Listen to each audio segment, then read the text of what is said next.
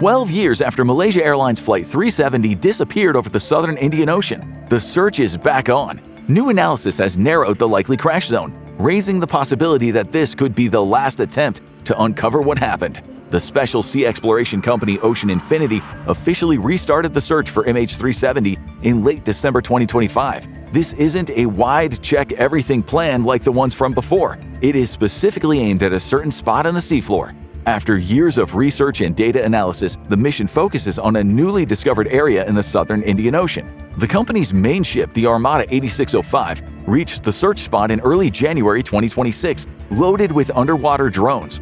And what makes this new search really special is the no-find, no-fee deal made with the Malaysian government. Under this agreement, the government will only pay a fee of up to $70 million if the company actually finds the wreckage or the flight recorders. This shows Ocean Infinity's belief in the new data.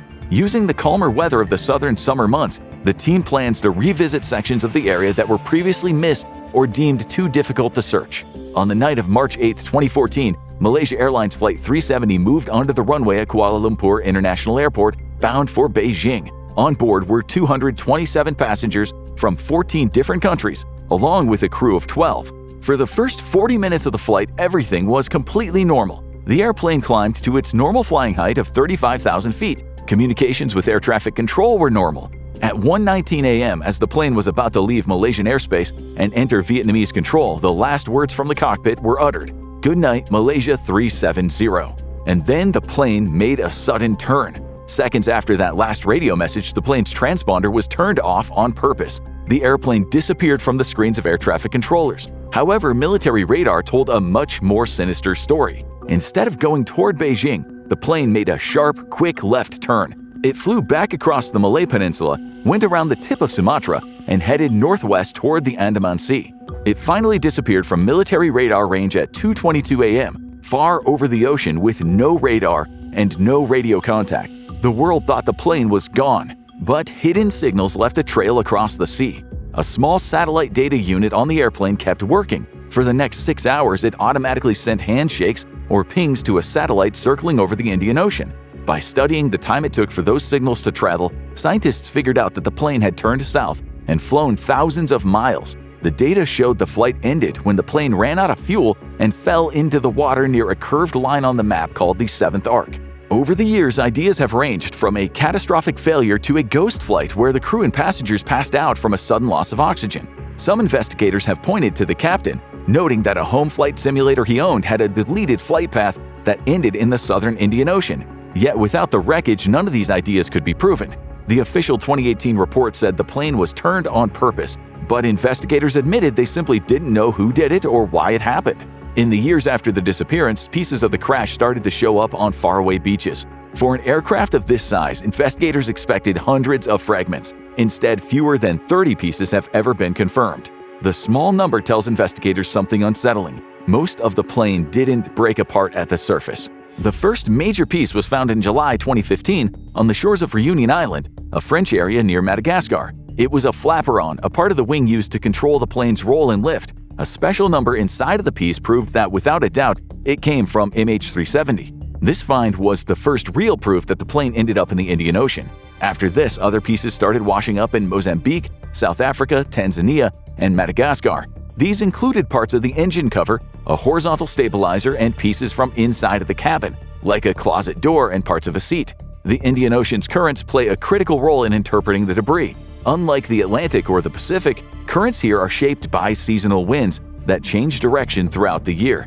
In the southern Indian Ocean, cold sub-Antarctic waters move eastward, while warmer surface currents gradually curve north toward Africa. This means that debris doesn't travel in straight lines. A fragment can spend months trapped in slow-moving tides before suddenly entering faster currents that carry it thousands of miles. Even small differences in where the plane entered the water could drastically change where the debris eventually washed ashore. By modeling these shifted currents backward, researchers can narrow down where the wreckage most likely lies, reinforcing the focus on a specific stretch of the Seventh Arc. And these pieces are more than just junk metal. Scientists studied the types of barnacles growing on the flaperon, and they were able to tell the temperature of the water the pieces had floated through. This natural diary showed that the pieces had spent a long time in the colder deep waters of the southern Indian Ocean before drifting to the warmer currents that carried them to Africa. The condition of the pieces also gives hints. The lack of fire damage or chemical marks suggests there was no explosion in the air. Also, the way the flaperon was torn from the wing suggests it was not in the open position used for landing, which could mean the plane hit the water in a fast dive instead of a smooth landing. Every piece found confirms that the crash site is somewhere along the 7th arc, giving the base for the current search. But everything we've just covered leads to a bigger problem. For years, investigators searched and they found nothing.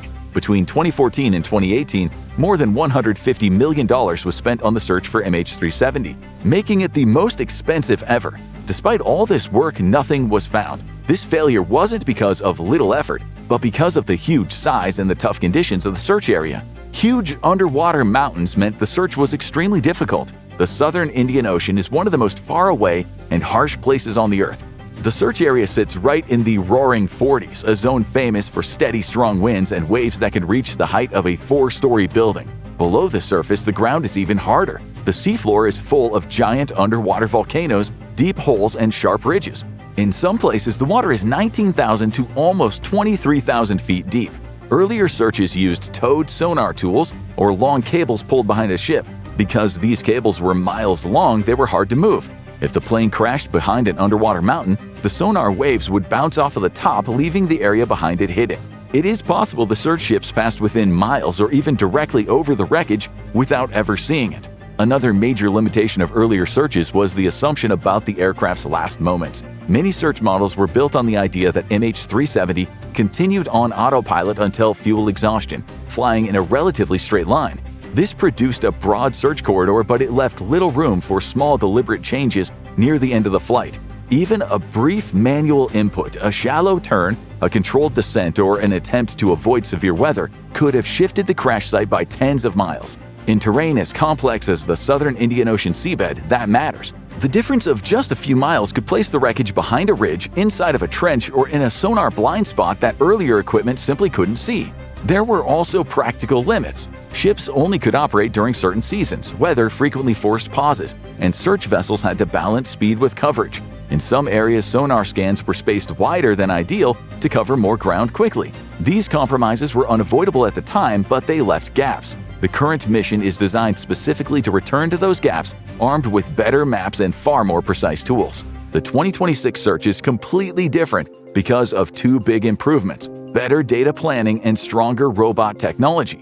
The most exciting is the use of Weak Signal Propagation Reporter, or WSPR technology, a worldwide network of low-power radio signals used by amateur radio fans. It's like a huge invisible web of radio waves covering the Earth. When a huge metallic object like a Boeing 777 flies through these signals, it causes small but noticeable shakes, or a tripwire effect. By studying old WSPR data from the night of the disappearance, researchers have found hundreds of those shakes. By connecting those points, they've drawn a clearer flight path for MH370. This suggests the plane was not just drifting, but it was being flown in a way that avoided being seen, eventually leading to an area south of earlier search zones. Not everyone agrees on how much weight this data should carry, though. WSPR was never designed to track aircraft. It's a hobbyist radio system, not a surveillance network.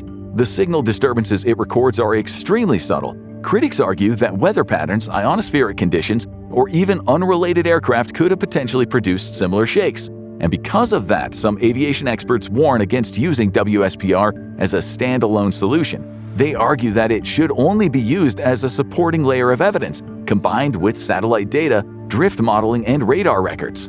Supporters counter that WSPR's strength isn't precision but volume. The signals come from thousands of transmitters spread across the globe, creating a dense web of data that didn't exist in 2014. When many independent disturbances line up along the path, they argue that it becomes statistically harder to dismiss. In this search, WSPR isn't replacing earlier evidence, it's being used to refine it, narrowing where investigators should look, not claiming to solve the mystery on its own. At this point, there are no new theories left to test, only evidence left to find. Ocean Infinity is also using a technology called swarm robotics. Instead of one sonar tool on a long cable, they send out a group of Hugin Autonomous Underwater Vehicles, or HAUVs. These drones aren't tethered to the ship, they work on their own, diving deep to the ocean floor and moving in a matching pattern. They have higher quality sonar that gives picture-like images of the seabed.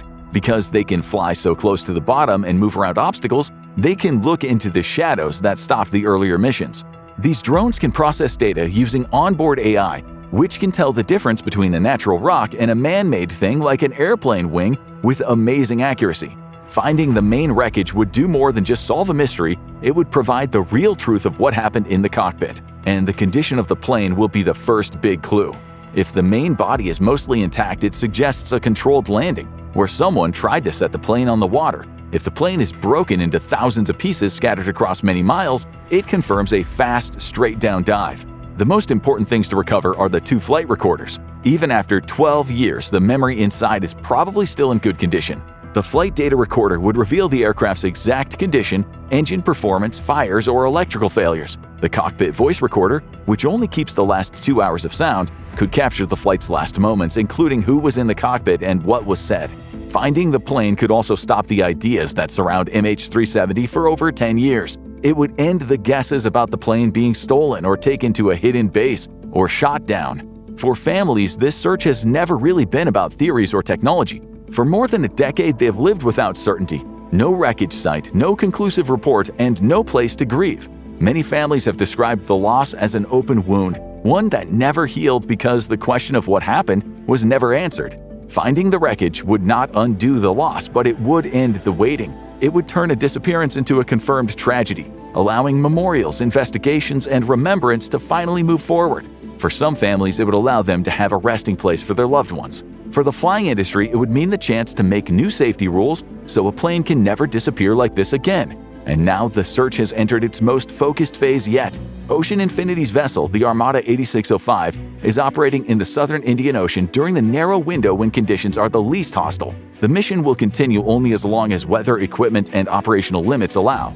Rather than sweeping vast areas of ocean, the team is concentrating on a tightly defined area along the southern portion of the 7th Arc. Even without a confirmed crash point, the search is guided by drift modeling, satellite data, and newer flight path analysis. This allows investigators to prioritize the most likely locations first. And then there's the financial implications. Under the no-find, no-fee agreement, Ocean Infinity will only be paid if it locates the wreckage or the flight recorders. If nothing is found, the company absorbs the cost. It is vital they find it. If the wreckage is located, remotely operated vehicles will be deployed to visually confirm the site and document the condition of the aircraft before any recovery decisions are made. If it's not found, the operation will end. For now, the search continues in one of the most remote regions on Earth, driven by the belief that enough evidence now exists to finally locate the aircraft, and with it the end of one of aviation's most enduring mysteries. For more than a decade, the families have lived without certainty. The search for MH370 is back on, but what do we actually know after all these years? Watch Malaysian Air Mystery, what we now know about missing flight MH370, to see how the evidence finally comes together, or click on this video instead.